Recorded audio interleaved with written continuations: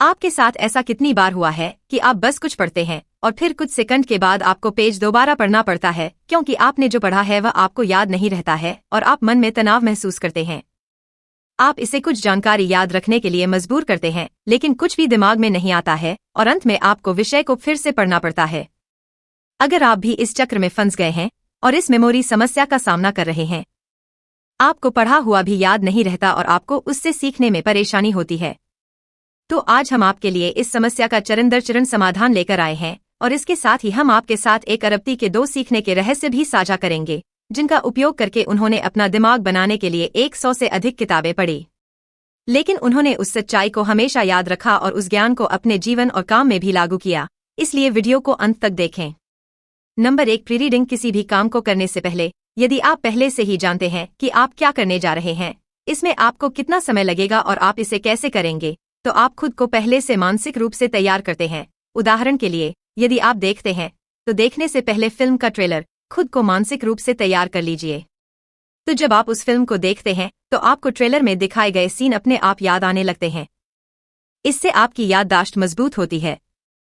इसी तरह pre reading की तकनीक में किसी भी किताब को पढ़ने से पहले एक बार उस किताब के कंटेंट या जिस चैप्टर को आप पढ़ने जा रहे हैं उस पर नजर डाल लें। उस अध्याय के भीतर सब कुछ देखें और यदि उस अध्याय के पीछे सारांश उपलब्ध है तो उसे एक बार पढ़ें। इससे आपके दिमाग को यह अंदाजा हो जाएगा कि आप जिस विषय को पढ़ने जा रहे हैं वह कितना कठिन या आसान है। पढ़ने से पहले एक बार ऐसा करने से आप अपने मस्तिष्क को प्राइमिंग नामक प्रभाव उत्पन्न कर रहे हैं। एक बार करके या सारांश पढ़कर जब आप वास्तव में कोई अध्याय या किताब पढ़ने जाते हैं तो आपका मस्तिष्क स्वचालित रूप से महत्वपूर्ण चीजों को संग्रहीत करना शुरू कर देता है। अपने मस्तिष्क को सक्रिय करने का एक बेहतरीन उदाहरण एक पल के लिए अपनी आंखें बंद करना और किसी रंग के बारे में सोचना है। कुछ देर तक उस रंग की कल्पना करें और फिर जब आप आंखें खोलेंगे तो आपको हर जगह वही रंग दिखाई देगा। यह एक लाल रंग की कार की कल्पना करने जैसा है, अगर वह रंग आपके आसपास हो और फिर जब भी कोई लाल रंग की कार हमारे सामने से गुजरती है तो हमारा ध्यान अक्सर उस पर चला जाता है। इसी तरह जब आप पहले से पढ़ते हैं तो आप अपने मस्तिष्क को शब्दों और अवधारणाओं के लिए तैयार करते हैं। हाइलाइट करना आपके लिए बहुत उपयोगी हो सकता है, लेकिन तभी जब आप इसका सही तरीके से उपयोग करें। लेकिन कई लोग बड़ी गलती कर बैठते हैं। वे पढ़ते समय हर चीज पर निशान लगाना शुरू कर देते हैं और ऐसा वे जानबूझकर नहीं करते। जैसे जैसे वे पढ़ते हैं उनके मस्तिष्क को नई जानकारी मिलती है और मस्तिष्क सोचता है कि ये सारी जानकारी महत्वपूर्ण है, लेकिन इसे चिह्नित करने का सबसे अच्छा समय यही है। लिखा है कि किसी भी चीज को चिन्हित करने से पहले उसे ध्यान से पढ़ें, समझें और फिर तय करें कि वह महत्वपूर्ण है या नहीं, और यह बहुत ही सरल मनोविज्ञान है। यदि आप किसी पृष्ठ को देखते हैं और उस पर बहुत अधिक निशान लगाते हैं तो यहाँ आप अपने मस्तिष्क को सिखा रहे हैं कि यह चिह्नित भाग महत्वपूर्ण है। यह याद रखने के लिए है, लेकिन साथ ही आप पूरे पृष्ठ को चिह्नित करते हैं। आपका दिमाग भी थक जाएगा और उतना याद नहीं रख पाएगा, लेकिन जब आप एक सफेद पन्ने पर कुछ चुनिंदा रंगीन हिस्सों पर ध्यान केंद्रित करेंगे तो वे आपको अपने आप याद हो जाएंगे। इसलिए किसी भी चीज पर निशान लगाने से या निशान लगाने से पहले उसे ठीक से पढ़ने से आप खुद को 2 तरह से फायदा पहुंचाते हैं। सबसे पहले आप अपना पूरा ध्यान उस चीज को समझने में लगाएं।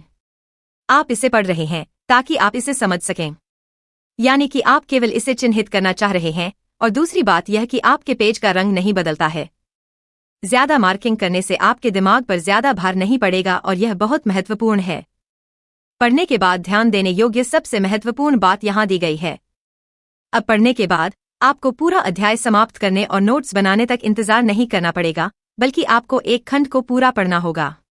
आपको महत्वपूर्ण चीजों को चिह्नित करना होगा और फिर इसे एक बार फिर से पढ़ने के बाद आपको सबसे महत्वपूर्ण विवरणों को हाथ से लिखना होगा।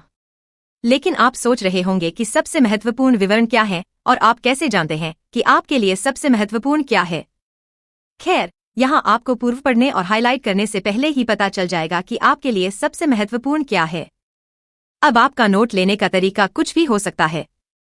अपने नोट्स इस तरह बनाएं जिससे आपको सहज महसूस हो। नोट्स बनाने का मतलब है कि आप विषय को स्वयं लिखकर समझाते हैं। इससे आपने क्या सीखा? अब आप अपने आप को कैसे समझाएंगे? यह आप पर निर्भर है, लेकिन सबसे महत्वपूर्ण बात यह है कि आप खुद को लिखित रूप में समझाएं। अब ये 3 काम करने के बाद आपका उस विषय के बारे में ज्ञान काफी बढ़ जाएगा।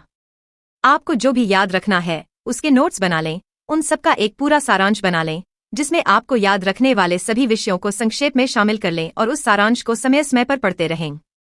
पहले सिद्धांत का उपयोग करें। इस पहले सिद्धांत दृष्टिकोण के अनुसार यदि आप कुछ भी सीखना चाहते हैं तो इसे बुनियादी सिद्धांतों में तोड़ दें और फिर इसे देखें और आगे बढ़ें। मेरी टेस्ला और मैंने दोनों कंपनियों को इस प्रथम सिद्धांत दृष्टिकोण का उपयोग करके बनाया है। उदाहरण के लिए, जब मैं एक सस्ता पुनः प्रयोज्य रॉकेट बनाना चाहता था तो लोगों ने कहा कि रॉकेट बनाना हमेशा एक महंगी प्रक्रिया रही है और भविष्य में भी ऐसी ही रहेगी। इसीलिए एक चिप पर रॉकेट बनाना, यहां तक कि जिसे बार बार इस्तेमाल किया जा सके, एक असंभव कार्य है। तो यहां उन्होंने खुद से एक सवाल पूछना शुरू कर दिया, रॉकेट महंगे क्यों हैं? क्योंकि इसमें इस्तेमाल होने वाले हिस्से महंगे हैं और इस रॉकेट का आकार भी बहुत बड़ा है।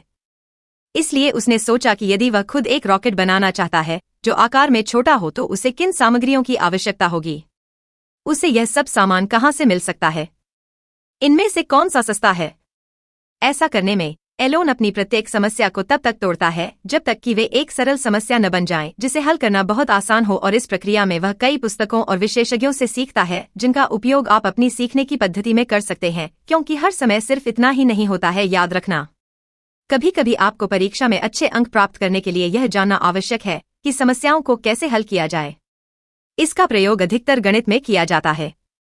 ऐसे जटिल अध्ययनों के लिए आपको पहले सिद्धांत दृष्टिकोण का उपयोग करना चाहिए, जहां आप प्रत्येक प्रश्न को तोड़ते हैं और इसे कई सरल प्रश्नों में परिवर्तित करते हैं और फिर उन्हें हल करते हैं। आप जो सीखते हैं उसे कनेक्ट करें। आप याद नहीं रख सकते कि आप क्या कनेक्ट नहीं कर सकते। इसी वजह से यह कई अलग अलग क्षेत्रों में काम करने में सक्षम है। इसका सरल अर्थ, इसका मतलब यह है कि आप जो भी पढ़े उसे किसी न किसी चीज से जोड़ना बहुत जरूरी है, नहीं तो वह आपको कभी याद नहीं रहेगा। उदाहरण के लिए, जब एलोन कुछ नया करता है, अपनी किसी कंपनी में किसी समस्या का समाधान करता है, तो वह उस अवधारणा को अपनी अन्य कंपनियों से जोड़ने और वहां भी उसी तरह की समस्याओं को हल करने में सक्षम होता है, और यह एक बहुत शक्तिशाली तकनीक है। जब भी आप कुछ नया सीखें तो अपने आप से यह सवाल पूछें कि आपने अब तक जो पढ़ा है उससे इसका क्या संबंध है। उदाहरण के लिए, यदि आपको भौतिकी की किसी समस्या को हल करने में बहुत परेशानी हो रही है तो देखें कि आप वहां गणित का उपयोग कैसे कर सकते हैं या एक पुराना भौतिकी अध्याय समस्या से कैसे संबंधित है। ऐसा करने से आपको न सिर्फ अपने पुराने कॉन्सेप्ट याद रहेंगे, साथ ही इन अवधारणाओं को नई जानकारी के साथ जोड़कर आप अपने दिमाग में ज्ञान का एक जाल बनाते हैं जहां हर चीज किसी न किसी तरह से आपस में जुड़ी होती है। इसलिए आप इसे कभी नहीं भूलते और बार बार नई जानकारी के साथ इसका प्रयोग करने से आपकी याददाश्त मजबूत होती है।